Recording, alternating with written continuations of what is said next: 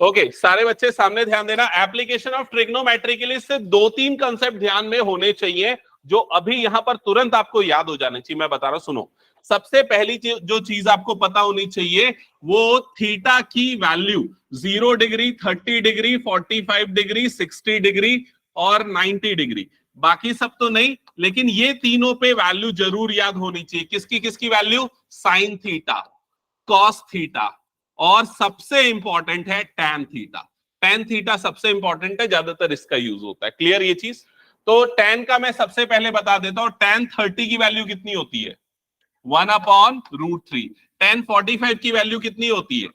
1। और टैन 60 की वैल्यू कितनी होती है? √3। ये तीन वैल्यू तो एकदम मस्ट है याद रखना, क्योंकि ज्यादातर क्वेश्चन इन्हीं तीन वैल्यू पे बेस्ड आने वाले हैं। ये दिमाग में रख लो, ठीक है। इसके अलावा जो दूसरा क्वेश्चन हो सकता है वो साइन थीटा की वैल्यू पे हो सकता है। साइन 30 की वैल्यू 1/2, 45 की वैल्यू 1/√2 और इसकी वैल्यू √3/2। ठीक है, और इसको उल्टा कर दोगे तो √3/2, ये क्या हो जाएगा? 1/√2 और ये क्या हो जाएगा? 1/2। तो साइन थीटा सेकंड नंबर पे जिसका चांसेस है उसकी वैल्यू आपको यूज होगी। ठीक है, सबको क्लियर ये चीज? तो ये वैल्यू याद रहेंगी सबको, ठीक है। ये पहला कंसेप्ट जो पता होना चाहिए। दूसरा कंसेप्ट जो ये जो चैप्टर है ना, एप्लीकेशन ऑफ ट्रिग्नोमेट्री, उसमें क्या होता है मैं एक बार समझाता हूं। प्रैक्टिकल सिचुएशन, मान लो ये है ग्राउंड सरफेस, ये है अर्थ का सरफेस, यहां पर आप खड़े हो मान लेते हैं, ठीक है। और यहां पर एक पतंग उड़ रही है, काइट है। अगर आप इसको ऑब्जर्व करो, यहां से नीचे से ऊपर की तरफ देख रहे हो, तो जब आप ऊपर की तरफ देखोगे तो उस समय क्या होगा? एक एंगल बनेगा ग्राउंड सरफेस के साथ। समझ में आया ये चीज? तो ये वाला जो एंगल बनता है इसको बोला जाता है angle of elevation. Angle of elevation, समझ में आया सबको ये चीज? दूसरा एक कंडीशन हो सकता है, मान लो ये एक बिल्डिंग है, आप इस बिल्डिंग के टॉप पे खड़े हो और यहां पर मान लो कोई एक पॉइंट है, आप यहां से नीचे की तरफ देख रहे हो।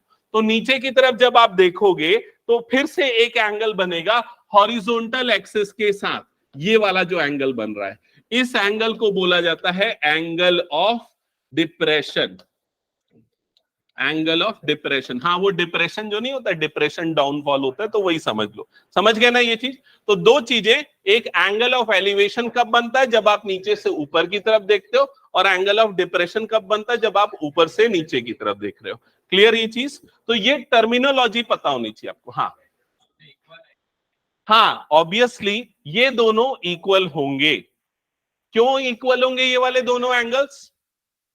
ऑल्टरनेट इंटीरियर एंगल्स, क्योंकि ये हॉरिजॉन्टल एक्सिस और ये ग्राउंड दोनों क्या हो जाएंगे? आपस में पैरेलल। क्लियर ये चीज? तो दोनों एक साथ नहीं दिया होगा, कोई एक चीज दी होगी।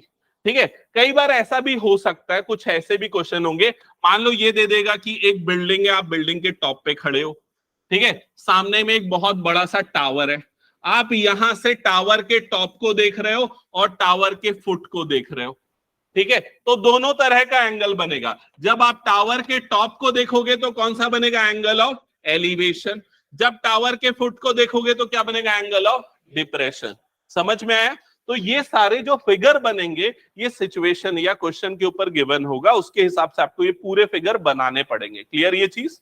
ठीक है, पूरे वर्ड प्रॉब्लम्स ही होंगे इसमें, और कोई दूसरी कैटेगरी का प्रॉब्लम नहीं हो। ये ऊपर देख रहे हो तो एलिवेशन, नीचे देख रहे हो तो डिप्रेशन। समझ गए ये चीज? ठीक है, स्टार्ट करें क्वेश्चन सॉल्व करना। ओके, सो क्वेश्चन नंबर 1, पहले सारे बच्चे क्वेश्चन पढ़ लो और उसके बाद फिर मैं आप लोगों से पूछता हूं क्या समझ में आया।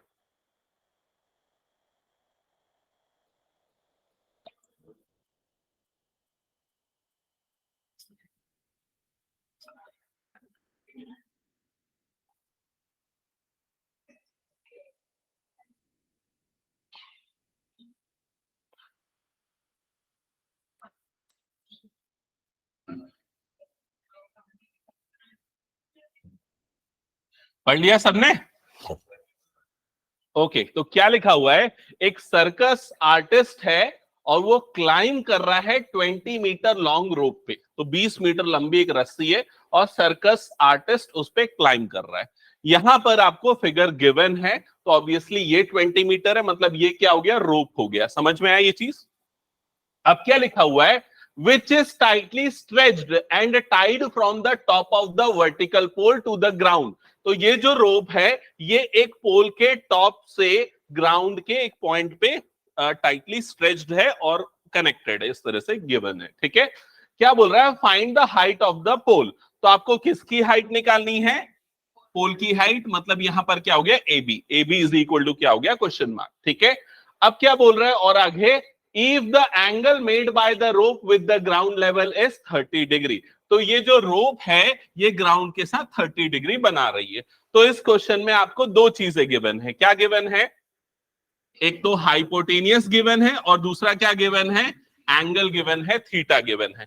अब आपको पता होना चाहिए कि अगर आपको परपेंडिकुलर निकालना है और हाइपोटेनियस गिवन है तो परपेंडिकुलर और हाइपोटेनियस का रेशियो कौन से ट्रिग्नोमेट्री फंक्शन में आता है, साइन में।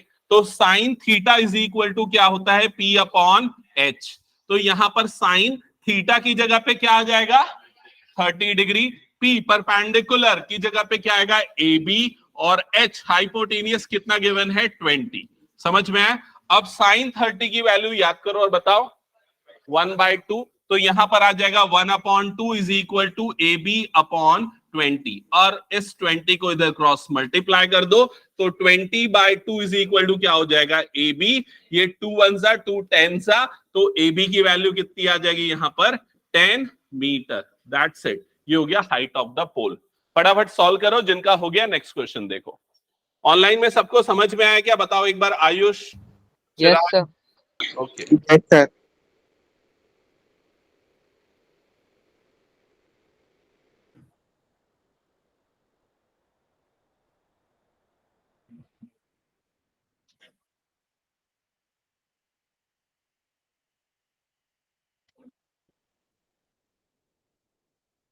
नेक्स्ट क्वेश्चन स्टार्ट करो।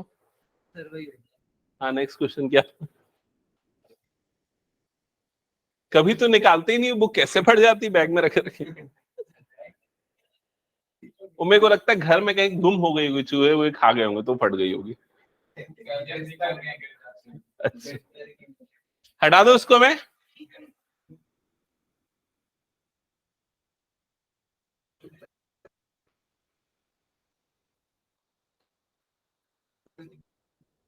टोटल इसमें 12-15 क्वेश्चन है मेरे ख्याल से ना। हाँ, एक ही एक्सरसाइज है, सिर्फ 15 क्वेश्चन है। हाँ 16 होंगे फिर शायद, आखिरी वाला MCQ होगा। अच्छा नहीं है, एक क्वेश्चन डिलीटेड होना चाहिए मेरे ख्याल से फिर। हटा दो इसको फिर मैं। ओके चलो नेक्स्ट क्वेश्चन पे मूव करते हैं अब। Question number 2। हाँ, सारे बच्चे पहले इस क्वेश्चन को पढ़ लो, मैं पूछूंगा। अब से क्वेश्चन में फिगर गिवन नहीं होगा, आपको बनाना पड़ेगा। ठीक है, पढ़ लो अच्छे से। A tree breaks due to storm and broken part bends so that the top of the tree touches the ground, making an angle 30 degree with it. ये स्टोरी समझ में आ गई। ठीक है, तो इसके हिसाब से हम सबसे पहले मान लेते हैं ये एक ट्री था, यहां पर ये ग्राउंड लेवल था। ठीक है, अब क्या हुआ, ये जो ट्री है वो यहां से मान लो ब्रेक हो गया, और ब्रेक होने के बाद ये जो उसका ब्रेकन पार्ट है वो इस तरह से यहां पर क्या करने लग गया, उसका जो टॉप है वो ग्राउंड को टच करने लग गया, वो गिर गया। समझ में आया यहां तक सबको। ठीक है, ये हो गया। अब क्वेश्चन में आगे क्या पूछ रहा है, पढ़ो। अच्छा, ये वाला एंगल भी दिया हुआ है ना, जो ब्रोकन पार्ट है वो अर्थ के साथ या ग्राउंड लेवल के साथ कितना एंगल बना रहा है, 30 डिग्री। आगे लिखा, the distance between the foot of the tree to the point where the top touches the ground. Foot of the tree वाला पॉइंट मतलब ये, और जहां पर टॉप ग्राउंड को टच कर रहा वाला पॉइंट ये, इन दोनों पॉइंट के बीच का डिस्टेंस दिया है। कितना दिया हुआ है, 8 मीटर। तो ये वाला डिस्टेंस यहां पर मार्क कर दो, 8 मीटर।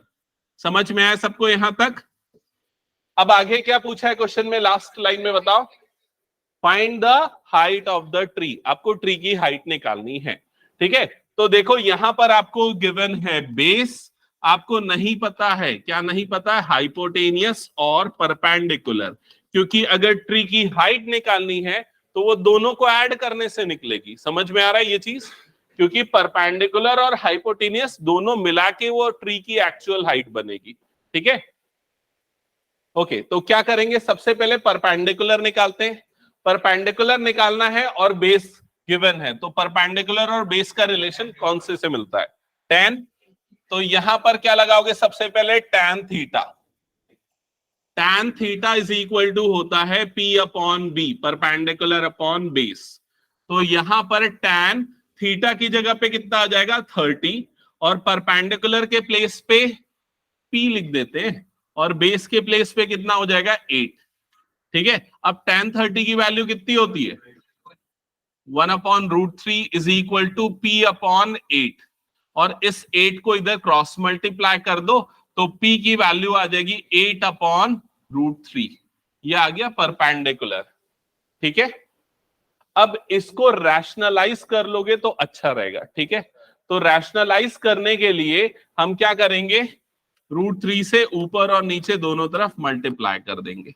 ठीक है, तो अगर मल्टीप्लाई करेंगे तो P is equal to 8√3 divided by कितना हो जाएगा, ये 3। ये आ गई परपेंडिकुलर की वैल्यू। ठीक है, अब क्या निकालना बच गया, क्या निकालना बच गया, हाइपोटेनियस। तो हाइपोटेनियस निकालने के लिए कौन सा ट्रिग्नोमेट्रिक रेशियो यूज करें? Cos, cos theta. Cos theta is equal to क्या होता है, B upon H, base upon hypotenuse.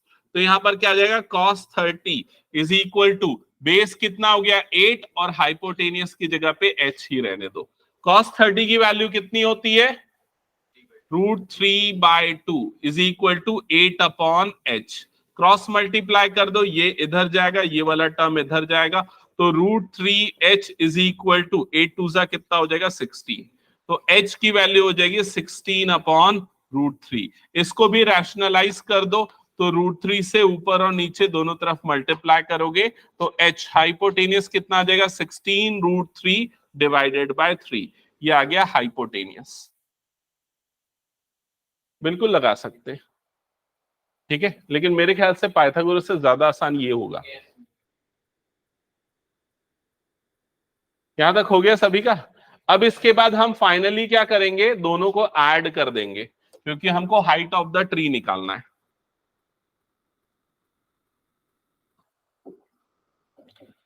So height of the tree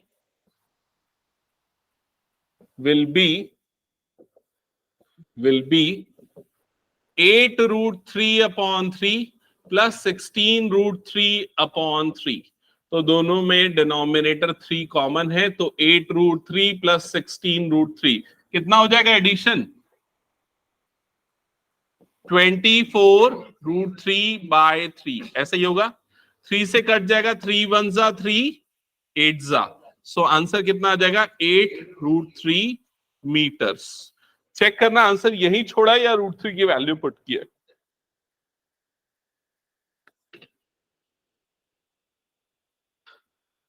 यही छोड़ दिया क्या? ठीक है, तो एक काम करना, कभी भी अगर क्वेश्चन में मेंशन हो ना यूज √3 इज इक्वल टू 1.73, तो वैल्यू पुट करके निकालना। ठीक है, नहीं तो ऐसे ही छोड़ देना। हटा दो, हो गया तो सभी का। नेक्स्ट क्वेश्चन, ये वाला चैप्टर किसके किसके एग्जाम में आ रहा है? 1 2 3, 3 लोगों के में आ रहा है, तेरे में भी आ रहा है। अच्छा, तेरे में तो सब आ रहा है। तो फिर इसके बाद स्कूल वाले 11th पढ़ाना चालू कर देंगे ना। ओके, चलो नेक्स्ट क्वेश्चन स्टार्ट करते हैं। क्वेश्चन पढ़ना जल्दी से, क्या लिखा हुआ है।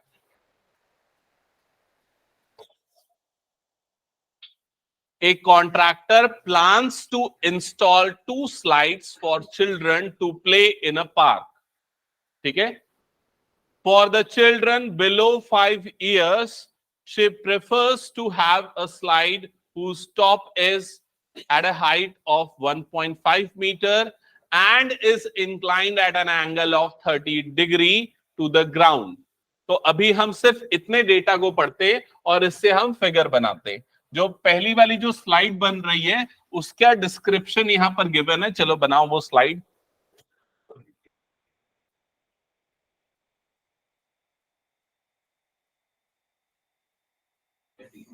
ये ऐसा कुछ बन रहा है स्लाइड, ठीक है। अब ये जो 1.5 गिवन है, ये क्या है पढ़ के बताओ? हाइट। मतलब इस राइट एंगल ट्राइंगल का हो गया परपेंडिकुलर 1.5 मीटर। यहां तक सबको क्लियर? और ये जो 30 डिग्री है वो ये वाला एंगल बन रहा है angle of elevation, theta is equal to 30 degree. यहां तक क्लियर सबको डेटा? अब इसके बाद आगे बढ़ते हैं। नेक्स्ट क्या लिखा हुआ है ध्यान देना।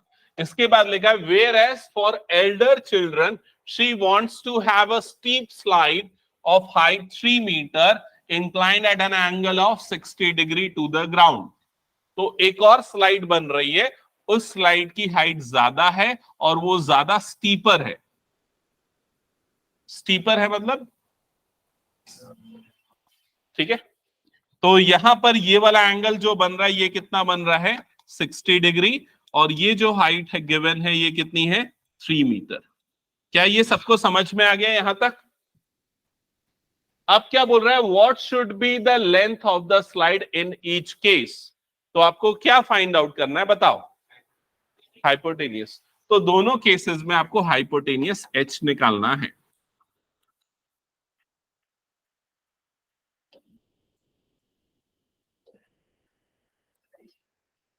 तो पहले नाम दे देते हैं ट्राइंगल्स को, ABC और दूसरा PQR, ताकि कंफ्यूजन ना हो।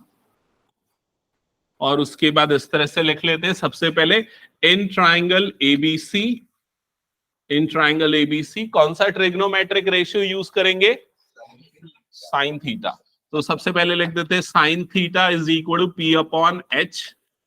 फिर साइन थीटा की जगह पे कितना आ जाएगा? 30 degree is equal to P perpendicular कितना हो गया? 1.5 डिवाइडेड बाय हाइपोटेनियस BC। फिर उसके बाद साइन 30 की value 1/2 is equal to 1.5 divided by BC। Cross multiply कर दो, सो BC इधर जाएगा और 2 इधर मल्टीप्लाई होगा। तो ये हो जाएगा BC is equal to 1.5 into 2 कितना होता है? 3। तो BC is equal to 3 meter. मतलब पहला वाला जो स्लाइड है उसकी लेंथ हो जाएगी 3 मीटर। फिर उसके बाद सेकेंड वाले के लिए आते हैं। तो अब हम लिखेंगे नाउ इन ट्राइंगल PQR, और इसमें भी सेम ट्रिग्नोमेट्रिक रेशियो यूज करेंगे। Sine theta is equal to P upon H। Sine theta की जगह पे कितना आ जाएगा? कितना आएगा थीटा की जगह पे? 60।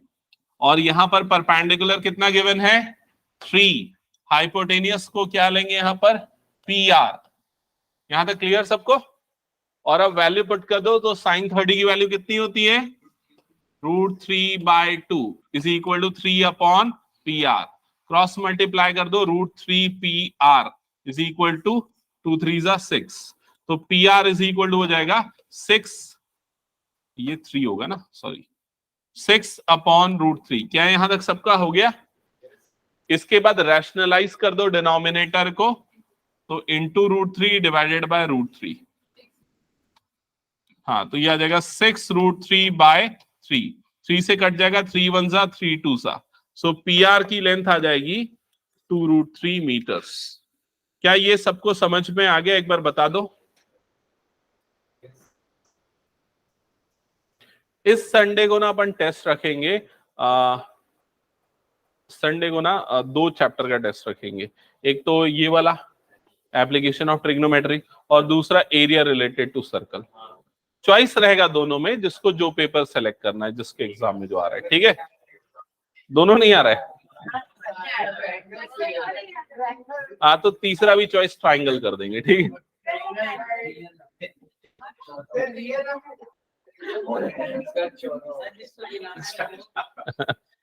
क्या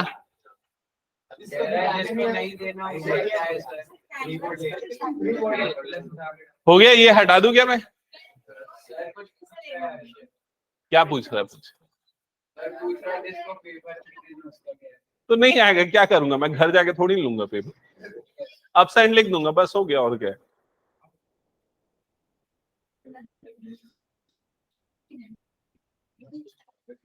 अब तुम लोग बड़े हो चुके हो, तुम लोगों को खुद इंपॉर्टेंस पता होनी चाहिए टेस्ट के। मैं क्या कितना पीछे पढ़ूंगा?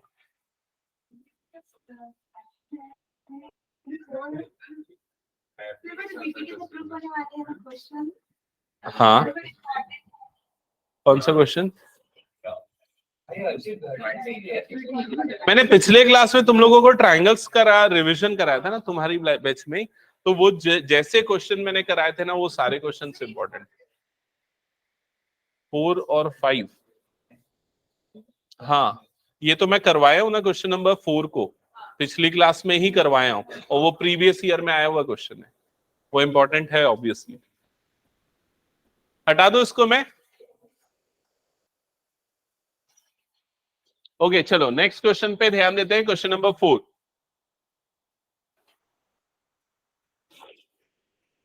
हाँ सामने ध्यान देना, क्वेश्चन नंबर 4 क्या लिखा हुआ है? द एंगल ऑफ एलिवेशन, पहले सारे बच्चे क्वेश्चन पढ़ लो। Angle of elevation of the top of the tower from a point on the ground. तो ये वाली लाइन का मतलब समझ में आ गया? Angle of elevation from the top of A tower, angle of elevation of the top of A tower from a point on the ground. तो ये टावर है, ये उसका टॉप है, और यहां पर मान लो ये ग्राउंड है और ये वाला पॉइंट है। इस पॉइंट से टावर के टॉप का एंगल ऑफ एलिवेशन, ठीक है, which is 30 meter away from the foot of the tower is 30 degree. तो ये दो चीज का मतलब बताओ, ये 30 मीटर क्या है और ये 30 डिग्री कहां पर बन रहा है? 30 मीटर क्या है? Perpendicular base height. बेस है कि परपेंडिकुलर है? देखो क्या बोल रहा है, find the height of the tower. Height of the tower निकालना है, मतलब ये निकालना है, मतलब ऑब्वियसली परपेंडिकुलर तो नहीं होगा वो। समझ में आ रही है ये चीज? तो क्या होगा वो? बेस होगा। अब अगर फिर से पढ़ के समझना है तो देखो क्या लिखा हुआ है, the angle of elevation of top of a tower from a point, from a point मतलब उस पॉइंट से which is 30 meter away from the foot of the tower, मतलब वो point foot of the tower से कितना away है? 30 meter away है। समझ में आई ये चीज? तो वर्ड प्रॉब्लम्स में ना क्वेश्चन को ध्यान से पढ़ा करो। ये वाला डिस्टेंस है 30 मीटर और आपको फाइंड करना है हाइट ऑफ द टावर, मतलब ये फाइंड आउट करना है। ओके, तो सबसे पहले इस ट्राइंगल को नाम दे दो एबीसी, और इसमें ये वाला एंगल, ऑब्वियसली यही एंगल गिवन है, पॉइंट से टावर के टॉप का angle of elevation theta is equal to कितना गिवन है? 30 डिग्री। तो बताओ कौन सा ट्रिग्नोमेट्रिक रेशियो यूज करेंगे? Perpendicular upon base, tan theta. Cos क्यों बोल रहा मैं नहीं समझ पा रहा। tan theta is equal to क्या होता है? P upon B, perpendicular upon base. तो tan थीटा की जगह पे आ जाएगा 30 degree, perpendicular BC divided by base 30 meter. Clear सबको यहां तक? tan 30 की वैल्यू कितनी होती है? 1 upon root 3 is equal to BC upon 30, और इसको फिर इधर क्रॉस मल्टीप्लाई कर देंगे तो ये हो जाएगा 30 upon root 3 is equal to कितना हो जाएगा? ये BC। यहां तक क्लियर सबको? इसके बाद नेक्स्ट स्टेप में हम रैशनलाइज करते हैं डिनोमिनेटर को। तो रैशनलाइज करने के लिए रैशनलाइजिंग फैक्टर क्या आ जाएगा? रूट 3, और उसके बाद फिर आपको BC की वैल्यू मिलेगी। सो यस 10 रूट 3 हो जाएगा, 10 रूट 3 मीटर्स। ये हो जाएगा आपका फाइनल आंसर, मतलब हाइट ऑफ द टावर। हो गया, सभी का बन गया ये। नेक्स्ट क्वेश्चन पे मूव करें।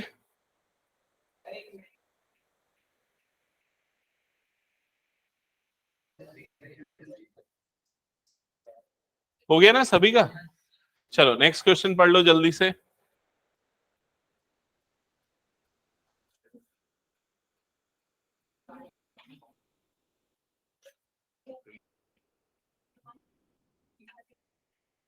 A kite is flying at a height of 60 meter above the ground. The string attached to the kite is temporarily tied to a point on the ground. The inclination of the string with the ground is 60 degree. Find the length of the string assuming that there is no slack in the string.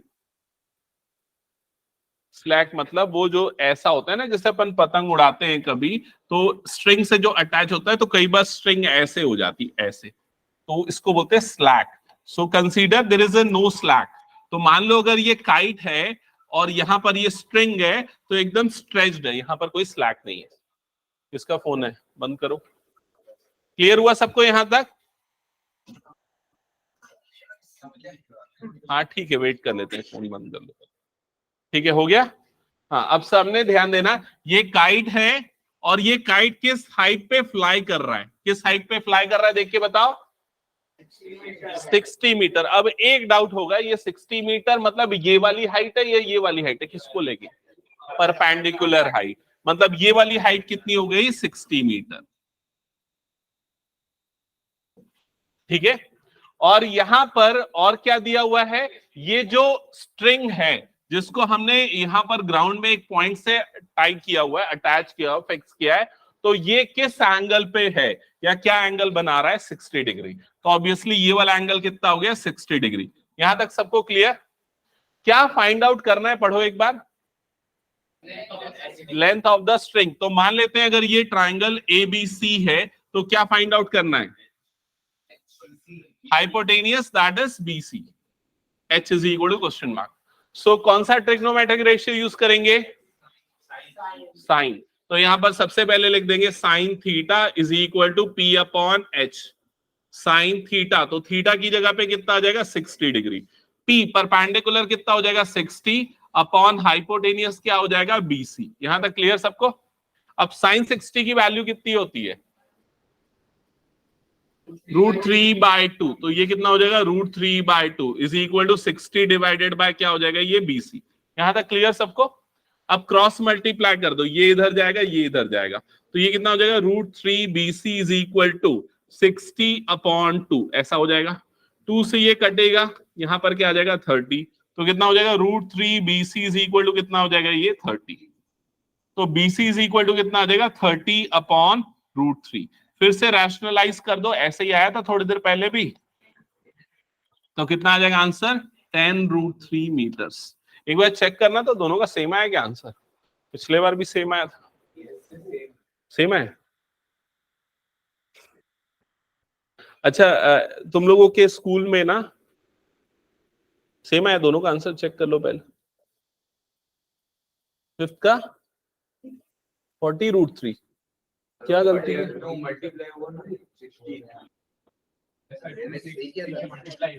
अच्छा, मैं, हाँ, मेरे को इसीलिए doubt हुआ। ये तो multiplied by 2 हो जाएगा ना, तो 60 × 2 होगा। मैंने ये गलत कर दिया, 2। ठीक है,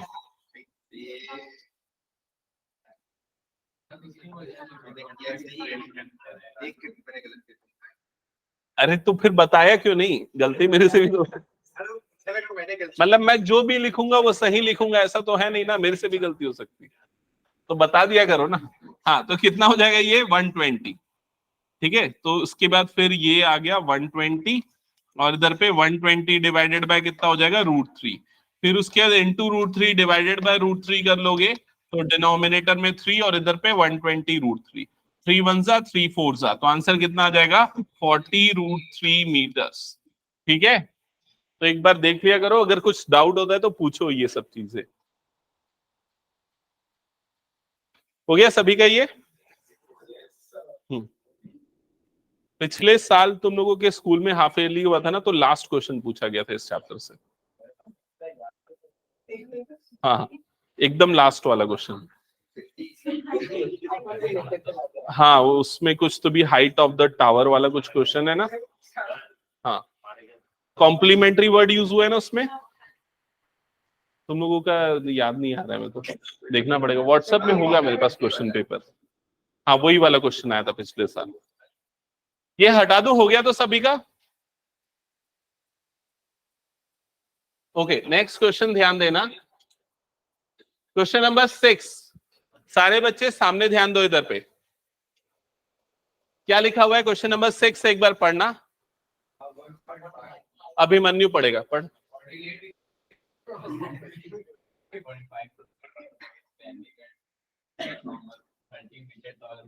ओके, स्टॉप। सो फर्स्ट जो लाइनर्स को पढ़ के हम एक बार फिगर बनाते हैं। तो ये एक बिल्डिंग है, ये ग्राउंड सरफेस है, और यहां पर एक बॉय है। क्लियर ये चीज? अब जो बॉय है उसकी हाइट कितनी है? 1.5 मीटर। तो यहां पर मान लेते हैं ये बॉय है ए बी, और इसकी हाइट हो गई 1.5 मीटर। यहां तक क्लियर? और ये जो टावर है इसको हम मार्क करते हैं सी डी, और इसकी हाइट है 30 मीटर। तो ये हमने यहां पर मार्किंग कर दी। यहां तक सबको क्लियर हो गया? आगे क्या लिखा है, नेक्स्ट पढ़ना।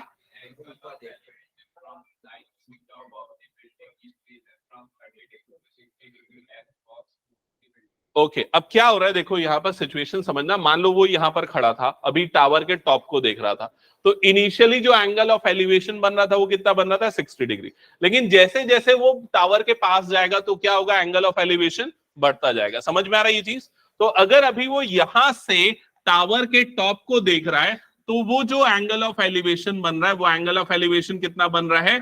30 डिग्री। लेकिन थोड़ी देर बाद जब वो यहां पर आ गया और यहां से जब उसने टावर के टॉप को देखा, तो एंगल ऑफ एलिवेशन कितना बन रहा है? 60 डिग्री। क्या ये समझ में आया सभी को? पहले वो यहां से देख रहा था, एंगल ऑफ एलिवेशन बन रहा था 30, फिर वो आगे बढ़ के यहां पहुंच गया, एंगल ऑफ एलिवेशन बना 60 डिग्री। क्लियर सबको यहां तक? ठीक है। अब आगे लास्ट लाइन में क्या फाइंड आउट करना है वो इसने बताया। बताओ। डिस्टेंस फाइंड आउट करना है। कौन सा डिस्टेंस? वो कितना चल के गया। तो मान लेते हैं वो यहां तक गया, तो बी से ई तक का डिस्टेंस, ये वाला डिस्टेंस आप लोगों को फाइंड आउट करना है। समझ में आ गया सभी को ये? और हम ये मान लेते हैं कि ये वाला डिस्टेंस कितना है? x meters. ठीक है। तो अभी तक जितने भी क्वेश्चंस हम लोग कर रहे थे उसमें सिर्फ एक राइट एंगल ट्रायंगल बनता था, लेकिन यहां पर एक से ज्यादा राइट एंगल ट्रायंगल बन रहे हैं। कितने हैं बताओ? 2 राइट एंगल ट्रायंगल है। ठीक है।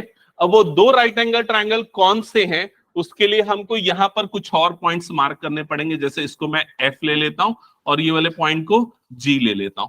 अब देख के बताओ कौन से 2 ट्रायंगल हैं? ADG, FDG, ये 2 राइट एंगल ट्रायंगल बन रहे हैं। क्लियर हुआ ये चीज? ठीक है। और ये जो x है, ये बेसिकली यहां से यहां तक का डिस्टेंस भी कितना हो जाएगा? x। और ये वाला जो डिस्टेंस हमको नहीं पता, ये वाले डिस्टेंस को हम क्या ले लेते हैं? y। क्लियर ये चीज? तो x किसी भी राइट एंगल ट्रायंगल में नहीं आ रहा है। x किसी राइट एंगल ट्रायंगल में इंडिविजुअली आ रहा है क्या? नहीं आ रहा है। तो x कौन से ट्रायंगल में आ रहा है? x अगर लेना पड़ेगा तो हमको ये पूरा बड़ा वाला ट्रायंगल लेना पड़ेगा, जिसमें x के साथ साथ क्या आ जाएगा? y आएगा। क्लियर ये चीज? तो अब आप यहां पर 2 ट्रायंगल लोगे। एक तो सबसे पहले ये बड़ा वाला ट्रायंगल, उसका नाम एक बार बताना क्या है? ADG, ये है बड़ा वाला ट्रायंगल। और इस बड़े वाले ट्रायंगल में ये वाला एंगल कितना बन रहा है बताओ देख के? 30 डिग्री। और इसमें ये GD की हाइट कितनी है बताओ? GD की हाइट, GD की हाइट है 28.5। कैसे 28.5? देखो ये 1.5 ये है, ये भी 1.5 होगा, तो ये भी कितना हुआ? यहां से यहां तक का हाइट कितना हो जाएगा? 1.5। समझ में आ रहा है ये चीज? तो ये वाली अगर हाइट चाहिए आप लोगों को, तो वो कैसे मिलेगी? 30 में से 1.5 को माइनस कर दो, तो कितना आ जाएगा वो? 28.5। क्या ये सबको समझ में आया कैसे कैलकुलेट हुआ? ये देखो, ये पूरी हाइट कितनी थी? 30 थी। ये वाली जो हाइट है ये क्या है? वो बॉय की हाइट के बराबर है, मतलब 1.5। और तुमको चाहिए ये वाला पार्ट, तो टोटल में से GC को माइनस कर दो, तो क्या मिल जाएगा यहां पर? GD मिल जाएगा। और ये हो जाएगा 28.5। सबको यहां तक क्लियर हुआ क्या? बताओ एक बार। ठीक है, ये मिल गया। अब ये बताओ AD कितना है, देख के बताओ।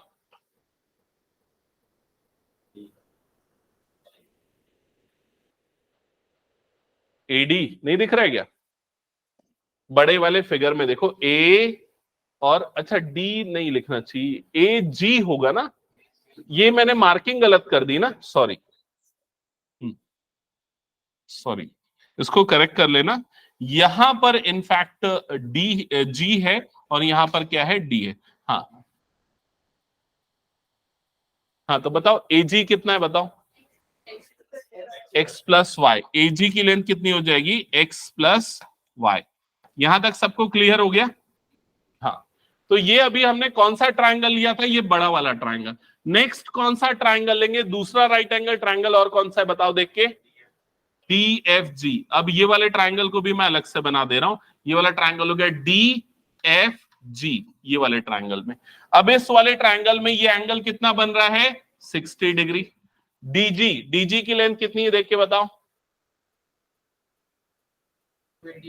जो पिछले बार थी उतनी ही होगी, 28.5। और FG की लेंथ कितनी है देख के बताओ, Y। FG की लेंथ कितनी हो गई यहां पर, Y। क्लियर हुआ ये चीज? आपको क्या फाइंड आउट करना है इस पूरे में, ये बताओ। अरे कौन सा डिस्टेंस, और उसको किससे डिनोट किया हमने, X। हमको क्या निकालना है यहां पर, X। समझ में आ रहा है ये चीज? तो अब देखो X निकालने के लिए ना सबसे पहले हम निकाल लेंगे Y, और Y हम कहां से निकालेंगे, ये वाले ट्राइंगल से। फिर उसकी वैल्यू को यहां पर पुट करेंगे, जिससे हमको क्या मिल जाएगा, X। तो सबसे पहले लिखोगे इन ट्राइंगल्स, लिखना इन ट्राइंगल, इन ट्राइंगल, छोटे वाले ट्राइंगल का नाम है DFG, in triangle DFG, in triangle DFG। Y की वैल्यू निकालने के लिए कौन सा ट्रिग्नोमेट्रिक रेशियो यूज करना है, DFG वाले ट्राइंगल को देख के बताओ। ये है ना, ये दोनों के बीच में रिलेशन चाहिए, मतलब क्या लगाएंगे, tan। तो यहां पर सबसे पहले क्या आ जाएगा, tan theta, tan theta is equal to perpendicular upon base. तो tan थीटा की जगह पे कितना आ जाएगा, 60, परपेंडिकुलर की जगह पे 28.5, और बेस की जगह पे y। यहां तक क्लियर सबको? tan 60 की वैल्यू कितनी होती है, √3, 28.5 अपॉन में यहां पर क्या आ जाएगा, y। क्या यहां तक सबको समझ में आ गया? अब y निकालने के लिए क्या करेंगे हम, क्रॉस मल्टीप्लाई। तो y को भेज देंगे इधर, तो ये हो जाएगा √3y इज इक्वल टू 28.5, जिससे y की वैल्यू कितनी आ जाएगी, 28.5 डिवाइडेड बाय √3। ये आ गई y की वैल्यू। यहां तक सबको क्लियर हो गया? अब हम नेक्स्ट ट्राइंगल लेंगे, कौन सा ट्राइंगल है नेक्स्ट, ट्राइंगल ADG। तो अब इसके बाद लिखना now in triangle ADG,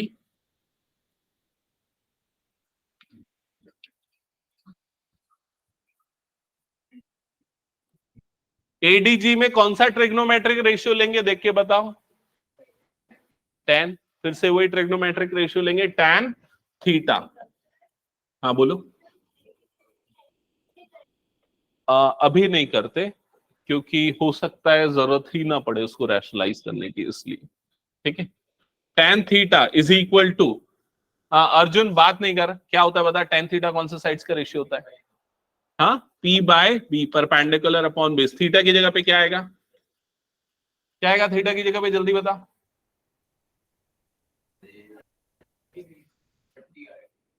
tan 30 is equal to perpendicular, जल्दी बता, परपेंडिकुलर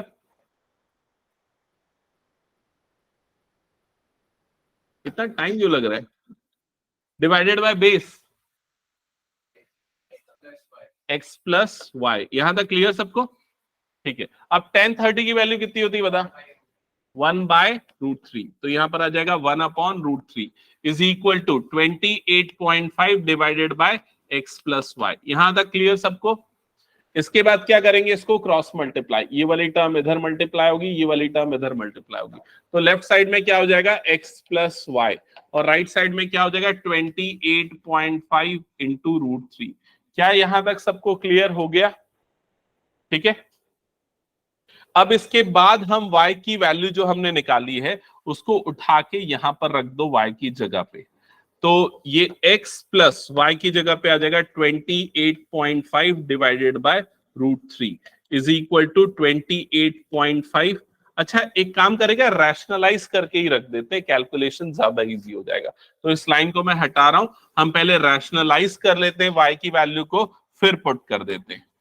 तो y is equal to 28.5 upon √3, multiplication में आएगा √3 न्यूमरेटर और डिनोमिनेटर दोनों में, जिससे न्यूमरेटर कितना हो जाएगा 28.5 √3 डिवाइडेड बाय 3। 3 से ये कटेगा, कितने बार में जाएगा, 3 9 कितना होता है 27, पॉइंट लग जाएगा, 1 बचेगा, 3 5 कितना हो जाएगा 15। तो y की वैल्यू कितनी आ जाएगी 9.5 रूट 3, ये आ जाएगी y की वैल्यू। क्या ये सबको क्लियर है? तो यहां पर y की वैल्यू पुट कर देते हैं, x plus 9.5 root 3 is equal to 28.5 root 3। Clear सबको ये? मैं जानता था हो सकता है जरूरत पड़ सकती है, इसलिए यहां पर स्पेस छोड़ा था। ठीक है, तुम लोग भी ना ये वाली चीजें थोड़ा सा सीख जाया करो कि थोड़ा स्पेस छोड़ छोड़ के लिखा करो, ताकि कहीं अगर जरूरत पड़ जाए स्टेप्स को बढ़ाने की तो उसके लिए जगह हो। ठीक है, अब ये 9.5 रूट 3 वाली टर्म इधर पे जाएगी, तो x इज इक्वल्स टू कितना हो जाएगा 28.5 रूट 3 माइनस 9.5 रूट 3। ठीक है, सो x की वैल्यू कितनी हो जाएगी, कितना होगा इन दोनों का डिफरेंस? हाँ 19, आगे बोलना 19 रूट 3। अरे 19.5 थोड़ी ना आएगा, 19 बस आएगा ना। ये देखो इसमें से ना ये 28.5 में से 9.5 को माइनस कर दो, कितना होगा दोनों का डिफरेंस 19, और वो रूट 3 वाली टर्म एज इट इज, और यूनिट क्या आ जाएगी इसमें मीटर्स। तो उसने कितना डिस्टेंस वॉक किया 19 रूट 3 मीटर्स का। क्लियर ये? क्या ये सबको समझ में आ गया क्वेश्चन? हाँ, कुछ और पूछना है किसी को? हटा दो फिर इसको मैं। चलो नेक्स्ट क्वेश्चन पे मूव करते हैं, क्वेश्चन नंबर 7।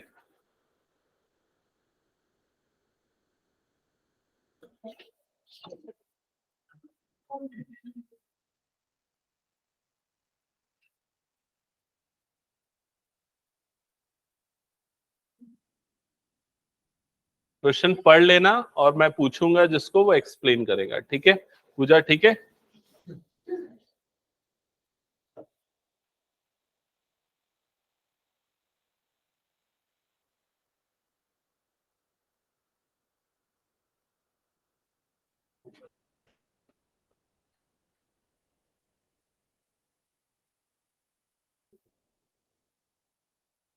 पढ़ लिया ना सबने? हाँ तो बताओ क्या गिवन है, क्या क्या गिवन है क्वेश्चन में, बताओ एक बार। टावर गिवन है, और क्या गिवन है? बिल्डिंग गिवन है, और एक पॉइंट गिवन है, और उस पॉइंट से एंगल ऑफ एलिवेशन गिवन है। ये सारी चीजें गिवन है। हाँ अब ये बताओ जो फिगर बनेगा वो फिगर में किसके ऊपर क्या है? बिल्डिंग के ऊपर टावर, टावर के ऊपर बिल्डिंग, बिल्डिंग के ऊपर टावर। ये कॉमन सेंस से भी आंसर कर सकते। ठीक है, तो यहाँ पर लिखा हुआ भी है, क्या लिखा हुआ है? From a point on the ground the angle of elevation of the bottom and top of the transmission tower fixed at the top of 20 meter high building is 45 and 60 degree. तो सबसे पहले हम यहां पर बना देंगे एक बिल्डिंग, और उसके ऊपर बना देंगे हम एक टावर। तो ये बिल्डिंग बना और उसके ऊपर एक बन गया टावर। क्लियर हुआ ये चीज? और यहां पर ये हो गया ग्राउंड सरफेस, ये हो गया ग्राउंड लेवल। ठीक है, अब ये ग्राउंड लेवल पे एक पॉइंट ले लेते हैं, पॉइंट ले लेते हैं ए, और ये जो बिल्डिंग है उसको BC, और ये जो टावर है उसको हम ले लेते हैं CD। यहां तक क्लियर हुआ सबको? ठीक है, अब क्वेश्चन को पढ़ के बताना, ये जो 45 डिग्री बन रहा है और जो 60 डिग्री बन रहा है, ये कहां बन रहा है और कैसे बन रहा है? A से C तक जब मैं ज्वाइन करूंगा तो क्या कौन सा एंगल बनेगा? 45 डिग्री। तो ये वाला एंगल बन रहा है 45 डिग्री। ठीक है, आगे बताओ। अब A से D तक ज्वाइन करूंगा तो ये एंगल कितना बन रहा है? 60 डिग्री। तो टावर के टॉप का और टावर के बॉटम का, ये दोनों का एंगल ऑफ एलिवेशन आपको दिया हुआ है। ठीक है, और क्या गिवन है? ये 20 मीटर क्या है इस फिगर में देख के बताओ। बिल्डिंग की हाइट मतलब कि BC, मतलब ये हाइट आपको दी हुई है 20 मीटर। क्या यहां तक सबको क्लियर हो गया? Okay,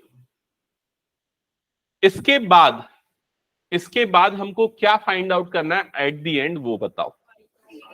height of the tower मतलब कि CD, मतलब ये फाइंड आउट करना है। तो इसको हम अज्यूम कर लेते हैं x, इसको हमने अज्यूम कर लिया x। और ये जो AB है ये हमको पता नहीं है, तो इसको हम अज्यूम कर लेते हैं y। क्या यहां तक सबको समझ में आ गया? अब मेरा नेक्स्ट क्वेश्चन है, ये बताओ कि इस पूरे फिगर में कितने राइट एंगल ट्रायंगल बन रहे हैं? कितने राइट एंगल ट्रायंगल बन रहे हैं? 2। कौन कौन से राइट एंगल ट्रायंगल है, नाम बताना। ABD, बड़ा वाला ट्रायंगल का नाम क्या है? Triangle ABD। और ये जो ABD वाला ट्रायंगल है इसमें ये एंगल कितना है? 60। और BD कितना है? BD कितना है? 20 प्लस एक्स। ये बना है 20 प्लस एक्स। और बेस, इसका जो बेस AB है वो कितना है? Y। ये बड़े वाला ट्रायंगल में। फिर दूसरा छोटा वाला जो ट्रायंगल बन रहा है उसका नाम बताओ। ट्रायंगल ABC ये बन रहा है। इसमें ये एंगल कितना बन रहा है? 45। AB कितना है इसमें? Y। और BC कितना है इसमें? 20। समझ में आई ये सभी को? और अल्टीमेटली हमको फाइंड क्या करना है? x फाइंड आउट करना है। तो जैसा हमने पिछले क्वेश्चन में किया था वैसे ही करेंगे। सबसे पहले हम ये वाले ट्रायंगल को कंसीडर करेंगे। तो क्या लिखेंगे? इन ट्रायंगल, क्या नाम है इसका? ABC। कौन सा ट्रिग्नोमेट्रिक रेशियो लेंगे ABC में? 10। tan theta is equal to क्या हो जाएगा यहां पर? P upon B, perpendicular upon base. तो tan थीटा की जगह पे कितना डिग्री आएगा? 45 degree is equal to perpendicular 20 base y। ठीक है कनिष्का, tan 45 की वैल्यू बताओ।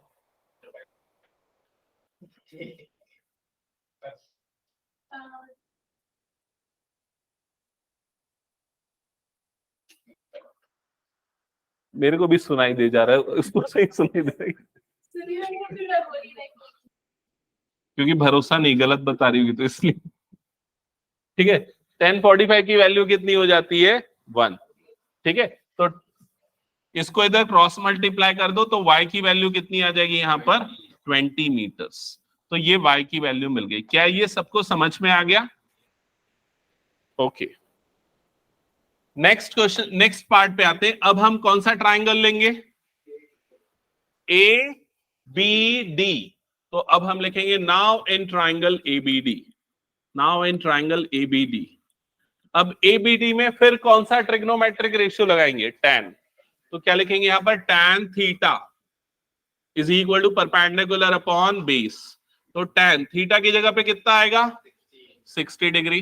परपेंडिकुलर की वैल्यू 20 प्लस एक्स। और बेस की जगह पे क्या आ जाएगा? y। y बाद में 20 रख देंगे। ठीक है, हाँ अब बताना tan 60 की वैल्यू। श्रेयांश, हाँ इधर उधर मत देख, वहां क्या देखिएगा। tan 60 की वैल्यू बता जल्दी।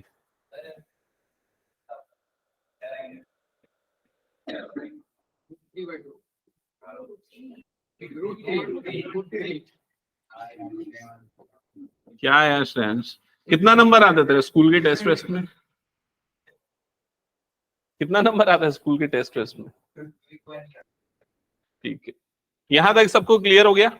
अब इसको इधर क्रॉस मल्टीप्लाई कर देना। तो ये कितना हो जाएगा? √3y इज इक्वल टू कितना हो जाएगा? 20 प्लस एक्स। यहां तक क्लियर सबको? अब y की जो वैल्यू हमने निकाल रखी है उसको पुट कर दो यहां पर। तो कितना हो जाएगा? √3 into 20 is equal to 20 plus x. ठीक है, अब इसके बाद भी बहुत सारे बच्चे गलती कर देते हैं कैलकुलेशन में। कैसे गलती करेंगे देखते हैं। ये जो √3 इंटू 20 है ना, इसको ऐसा लिखा जा सकता है 20√3। ठीक है, और ये वाला जो 20 है ना ये आ जाएगा इस तरफ पे। तो कितना हो जाएगा? ये -20 इज इक्वल टू कितना हो जाएगा? x। अब बताओ इसको आगे कैसे सॉल्व करोगे? कितना होगा डिफरेंस बताओ दोनों का? √3 होगा डिफरेंस? हाँ, 20 कॉमन निकाल सकते हैं और क्या बच जाएगा कॉमन निकलेगा? तो √3 - 1 इज इक्वल टू कितना हो जाएगा? x। दैट्स इट, इससे ज्यादा और कुछ सिंप्लीफिकेशन नहीं हो सकता। समझ में आया ये चीज? तो ये हो जाएगा हाइट ऑफ द टावर। क्या ये सबको समझ में आ गया? तो कितने क्वेश्चन हुए? 7 हुए क्या? 8 होना चाहिए था, थोड़ा स्पीड स्लो हो गया। तो आज 8 और अगली क्लास में 8, 16 खत्म हो जाएगा फिर ये। ठीक है, आप लोगों के लिए एक होमवर्क मैं दे रहा हूं, एग्जाम्पल्स सॉल्व करके लाना, जितने भी हैं सारे। ठीक है,